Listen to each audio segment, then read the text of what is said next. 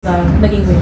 Since then naman po nagsimula itong UAAP, my goal was to win, not anything, achieving individual records or anything po. But I'm still grateful na nakuha ko po yun at binibigay po ni Lord.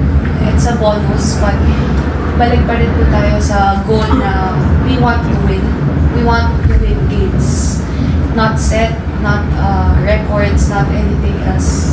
Pero win po for contribution na makaangat kami ng Final Four. Yeah, nasabi mo na you're not really aiming for records.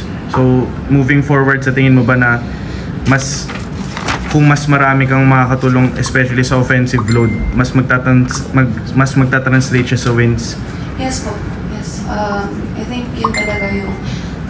Since then, na nag-start kami mag-training, sinusubukan namin i-work na lahat talaga is... Nadidistribute ng maayos yung bola. Lahat may ganap sa loob ng court. Lahat may role, nagagampanan ng maayos. So, talagang it will take time bago yun mangyari. Kasi nga, given na sinabi nga natin mayang po kanina na laki ng gap, mga first year, parang most of us is first year, mga first 6 ganun. Then, the rest is second year, third year, tas fourth, mga graduating. So, up until now, we're still working. Sana, by this round, is mas makita yung chemistry namin as a team. As of now, wala pa po kasi hindi pa po tapos yung season. So, I'm still hoping na may mas mangyari pang mas maganda dun sa mga past na nangyari. So, Yun yung sa record mo, maraming nag-react, even sila Alyssa Valdez, sila Cici na kumbaga pinasa yung corona sa'yo. Siguro, what did you feel na nandun sa mga ganong interactions?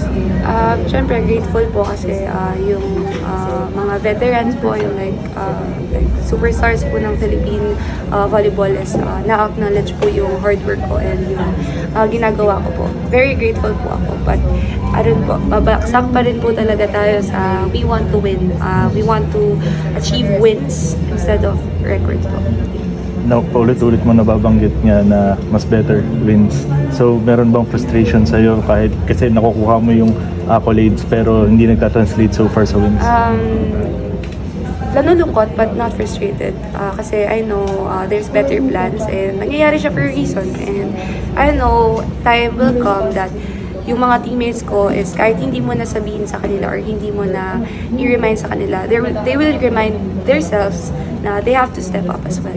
So, sabi nga ni Coach, dadating din yung time na you just have to be patient. Snapping a 4-game losing skid, ito bang panalo sa UE, parang what does this mean sa team, sa'yo, kung tutuloy nyo pa angat?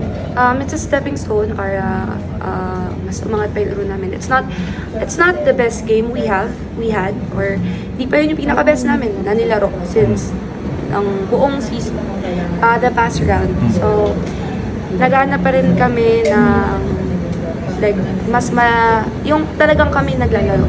So, kinukuha pa namin yung rhythm namin na maglaro pa ng sabay-sabay kami, na lahat kami nasa taas nila.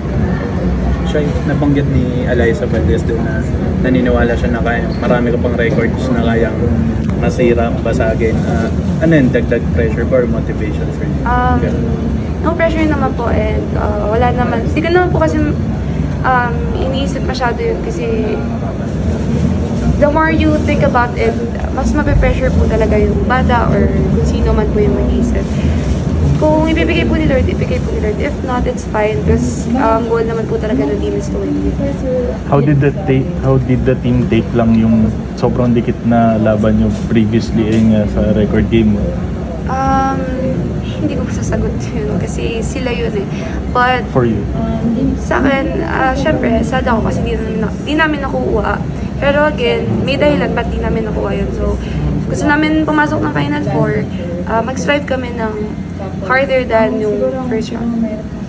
Expectations in myself. I know yung kapasidad ko as a person. I don't have to rely on anyone's expectations unless it's my coaches and my team.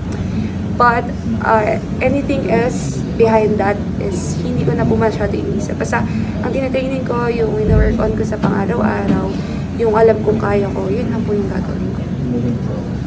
Shy on a lighter note. Lasal players din po that time, nung magkalaban po sila season 70 plus pa po yun eh. Bago po ako mag-start, sila po yung pinapanood ko maglaro nun. Then, sobrang nilolook up po sila hanggang sa nakita ko na po sila sa pro. Tapos naglalaro na po ako nun. Did you ever think na magkakaroon ka ng ganitong interaction sa kanila? Po. I've never expected na magkakaroon po ng ganito kasi pag nag-expect po talaga there's pressure, so mas mabuting huwag mag-expect and just do your job.